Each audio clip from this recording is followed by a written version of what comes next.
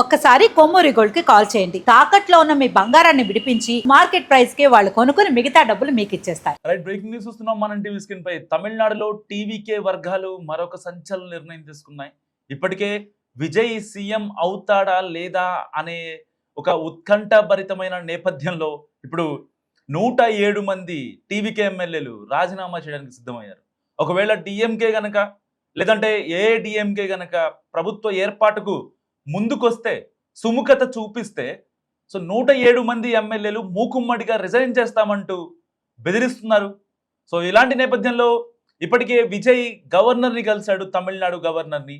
So ఇక్కడ party ఏర్పాటుకు అసలు ఛాన్స్ ఉందా, స్కోప్ ఉందా, మీ యొక్క టీవీకే పార్టీకి ఎవరెవరు సపోర్ట్ చేస్తున్నారు, ఏ ఏ పార్టీలు సపోర్ట్ చేస్తున్నాయి, మీ దగ్గర మ్యాజిక్ ఫిగర్ లేదు, సో ఇంకొక 10 మంది ఎమ్మెల్యేలు మీకు కావాలి, ఎవరు సపోర్ట్ ఇస్తున్నారంటూ గవర్నర్ అడిగిన నేపథ్యం.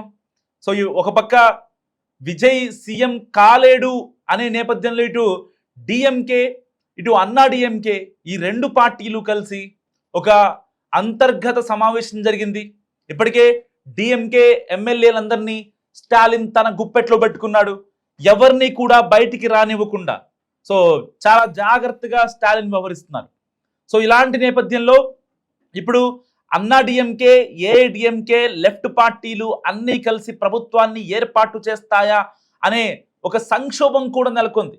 సో ఎట్టి పరిస్థితుల్లో విజయ్ ఇంటి దగ్గర ఇటు అభిమానులు కావచ్చు బంద్కు పిలుపునిచ్చారు తమిళనాడు మొత్తం కూడా. సో విజయ్ సీఎం అవ్వాలంటూ అక్కడ పూజలు చేస్తున్నారు. విజయ్ ఇంటి దగ్గర, విజయ్ పార్టీ ఆఫీస్ దగ్గర సో కన్నీళ్లు పెట్టుకుంటున్న దృశ్యాలు కూడా మనం చూస్తున్నాం. సో ఇలాంటి నేపథ్యంలో మరి అన్నా డిఎంకే, డిఎంకే ఏదైతే అంటే ఎదురు బెదురుగా ఉండే పార్టీలు, ఒకళ్ళు సౌత్ పోల్ అంటే ఒకళ్ళు నార్త్ పోల్ ఉంటారు. మరి అలాంటి పార్టీలు కలిసే అవకాశం ఉందా అంటే అవుననే సమాధానం వినిపిస్తున్నాయి. ఎందుకంటే స్టాలిన్ ఇచ్చిన స్టేట్మెంట్తో స్టాలిన్ ఏమన్నారంటే, ఒక్కసారి స్టాలిన్ మాటలు గుర్తు చేసుకుందాం ఒకసారి. సరిగ్గా 24 గంటల క్రితం స్టాలిన్ ఎట్టి పరిస్థితుల్లో పార్టీ శ్రేయస్సు కోసం కొన్ని కఠిన నిర్ణయాలు తీసుకోవచ్చు అంటూ కూడా స్టాలిన్ చెప్పుకొచ్చారు. సో ప్రతిపక్షంగానే ఉండడం నాకు ఇష్టమే, కానీ పార్టీ శ్రేయస్సు కోసం, పార్టీ మనుగడ కోసం కార్యకర్తలు లేదంటే ఎమ్మెల్యేలు, పార్టీలోని ముఖ్య నేతల సజెషన్స్, సూచనలు, సలహాలు తీసుకోవడంలో నేను వెనక్కి పోను. ఒకవేళ అలాంటి నిర్ణయమే వస్తే కఠిన నిర్ణయం కూడా తీసుకుంటానంటూ స్టాలిన్ చెప్పారు. సో మరి ఆ కఠిన నిర్ణయం డిఎంకే, అన్నా డిఎంకేతో చేతులు కలపడమా, లేదంటే లెఫ్ట్ పార్టీలని పోగు చేసుకొని ఇంకాస్త అవసరమైనటువంటి ఎమ్మెల్యేలని ఇటు టీవీకే పార్టీ నుంచి తీసుకోవాలా అన్న మేధోమథనం కూడా ఇప్పుడు కొనసాగుతోంది. నిజంగా తమిళనాడు రాజకీయాల్లో ఎప్పుడూ ఎన్నడూ చూడనటువంటి సిచ్యువేషన్, ఒక పొలిటికల్ కాన్సిక్వెన్సీ ఇప్పుడు మనం చూస్తున్నాం. రాష్ట్రం ఏర్పాటయ్యి ఇన్నేళ్ళు అవుతున్నా, ఇన్ని జనరల్ ఎలక్షన్స్ జరిగినా ఇలాంటి ఒక పొలిటికల్ కాన్సిక్వెన్సీ ఎప్పుడు జరగలేదు. కమల్ హాసన్ కూడా ట్వీట్ చేశారు. సో ఇది ఇలాంటి సిచ్యువేషన్ రాష్ట్రానికి చెడ్డ పేరు తీసుకొస్తుంది. ఒక పార్టీ అన్ని సీట్లు తెచ్చుకున్నా, సింగిల్ లార్జెస్ట్ పార్టీగా ఉన్నా సరే ప్రభుత్వ ఏర్పాటు ఎందుకు లేట్ అవుతుందంటూ కూడా ఆయన ట్వీట్ చేశారు. మరి ఇలాంటి నేపథ్యంలో అసలు ఏం జరుగుతుంది తమిళనాడులో? ఎప్పటికప్పుడు నరాలు తిరిగే ఉత్కంఠ, ఎవరు ఏం గేమ్ ప్లే చేస్తున్నారో అర్థం కాని సిచ్యువేషన్. లెఫ్ట్ పార్టీలను కలవకూడదని చెప్పి బీజేపీ గేమ్ ప్లాన్ చేస్తుంది. ఇటు ప్రకాష్ రాజ్, కమల్ హాసన్ కూడా టీవీకే పార్టీ చీఫ్ విజయ్కే సపోర్ట్ చేస్తున్నారు. విజయ్ సీఎం అవ్వాలని చాలా మంది అభిమానులు, కార్యకర్తలు ఇటు ఇంటి దగ్గర, అటు పార్టీ ఆఫీస్ దగ్గర కన్నీళ్లు పెట్టుకుంటున్నారు, ర్యాలీలు చేస్తున్నారు, తమిళనాడుని బంద్ చేస్తామని కూడా అంటున్నారు. సో అక్కడెక్కడ తమిళనాడులో బంద్ కూడా జరుగుతోంది. సో ఈ రిజల్ట్స్ వచ్చి ఇన్ని రోజులు అవుతున్నా పార్టీ ఫార్మేషన్కి, గవర్నమెంట్ ఫామ్ చేయడానికి ఎందుకు సుముఖత చూపించట్లేదు గవర్నర్ అంటూ కూడా ఆయన గవర్నర్ని కూడా ఆర్ఎస్ఎస్, బీజేపీ గవర్నర్ అంటున్నారు. సో ఇలాంటి నేపథ్యంలో ఎవరిది కరెక్ట్ అంటే, అసలు అక్కడ డిఎంకే, అన్నా డిఎంకే పార్టీ ఫామ్ చేయకూడదా, లేదంటే విజయే అక్కడ సీఎం అవ్వాలా? ఏమనుకుంటున్నారో మస్తుగా కామెంట్ చేసే ప్రయత్నం చేయండి. సో ఎట్టి పరిస్థితుల్లో అక్కడ ఒక పొలిటికల్ కాన్సిక్వెన్స్ జరుగుతోంది.